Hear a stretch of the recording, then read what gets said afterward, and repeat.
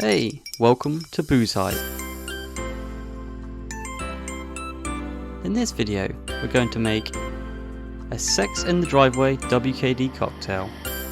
Here's what you need to make it. Vodka, Peach Schnapps,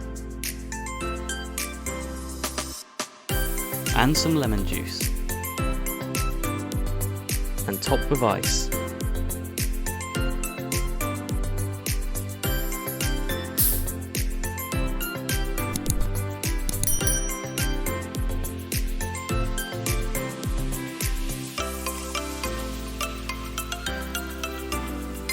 It looks amazing. If you plan to try it out, give the video a like. Thank you for watching. We'll see you in the next drink.